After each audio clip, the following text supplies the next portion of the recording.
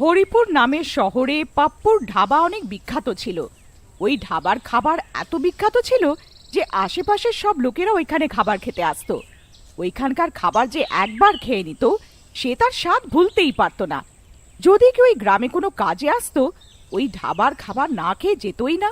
ওই ধাবা দিনের পর দিন বিখ্যাত হয়ে যাচ্ছিল আর ধাবার মালিকের অভিমান বেড়েই চলেছিল।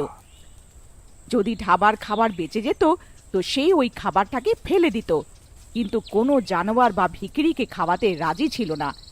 একদিনের কথা, একটা ভিখিরি ওই ধাবার কাছ দিয়ে যাচ্ছিল। সে অনেক ক্ষুধার্ত ছিল, সে অনেক দিন ধরে কিছু খেয়েছিল না। সে ধাবার মালিকের কাছে গেল। মালিক, কিছু খেতে দিয়ে দাও, অনেক খিদে পেয়েছে, অনেক খিদে পেয়েছে দাদা, কিছু খেতে দিয়ে দাও। আরে যা যা, আগে যা, কিচ্ছু পাবি না। কিছু দিয়ে দাও খেতে, অনেক দিন ধরে কিচ্ছু খাইনি, অনেক খিদে পেয়েছে দাদা। সকাল সকাল জানি না কোথা কোথা থেকে চলে আসে মুখের সামনে, পুরো দিনটা খারাপ করে দিল। রামু, ও রামু, একে বাইরে তো বার কর। রামু ভিখিরিকে ধাবার থেকে ধাক্কা মেরে বার করে দেয়, কিন্তু মালিকের ভিখিরির উপরে একটুও করুণা হয় না আর ভিখিরি খিদে চোটে অজ্ঞান হয়ে যায়। মালিক, এ তো অজ্ঞান হয়ে গেছে। তো আমি কি করব? তুই একে দোকানের সামনে থেকে সরা, গ্রাহকদের আসার সময় হয়ে গেছে। হ্যাঁ মালিক, মালিক, মালিক, মনে হয় এ মরে গেছে। আরে, এইটা তুই কি বলছিস? মালিক, আমি ঠিকই বলছি। তুই এক কাজ কর, একে ওই ধাবার পিছনে যে কুয়োটা আছে ওতে ফেলে দে, আর কেউ কিছু জানতেই পারবে না। হ্যাঁ মালিক। রামু, কেউ কিছু জানতে পারেনি তো? কেউ কিছু দেখেনি তো? না মালিক। আজকে তো দিনটাই খারাপ হলো। আজ তো বেশি গ্রাহকও এলো না। কাল সবাই সময় মতন এসে যেও, না হলে তোমাদের পয়সাটা কেটে নেব। ঠিক আছে মালিক। মালিক নিজের সব চাকরদের ছুটি দিয়ে নিজেও বাড়ি চলে যায়। মালিকের রাস্তায় এরকম মনে হয় যেন কেউ ওর পেছন পেছন হাঁটছে, আর তখনই মালিক থেমে যায় আর পেছনে ঘুরে দেখে কিন্তু ওখানে কেউ ছিল না। আরে, আমারই ভুল হবে। তারপরও হাঁটতেই থাকে। তখনই হঠাৎ করে ওকে জোরে কেউ থাপ্পড় মারে। ও পেছনে দেখে তো কেউ ছিল না। ও তাড়াতাড়ি চলতে থাকে আর নিজের বাড়ি পৌঁছে যায়।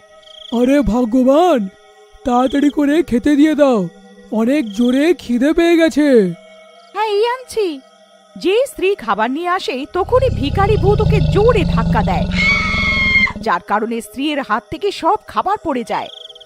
আরে ভগবান, এইটা কি করলে? সব খাবার ফেলে দিলে? আরে, কে জানে কি করে পড়ে গেল। আমার এরম মনে হলো যেন কেউ আমাকে ধাক্কা মারলো। আজকে তো সব দিনটাই খারাপ গেল।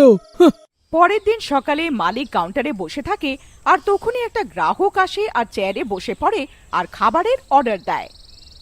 রামু, তাড়াতাড়ি খাবার নিয়ে এসো। এটা কিরকম খাবার? এত ঝাল। কি হলো, খাবার ভালো হয়নি? এটা কিরকম খাবার? রামু, ওই রামু, আজ তুই এটা কিরকম খাবার বানিয়েছিস? মালিক, জানি না কেরম করে হয়ে গেল, খাবার তো ভালো বানিয়েছিলাম। আজও ধাবার কোনো বিক্রি হয়নি আর ধাবার খাবার এরমই নষ্ট হয়ে যায়। এইটা দেখে ভিখিরি অনেক খুশি হয়ে যায়।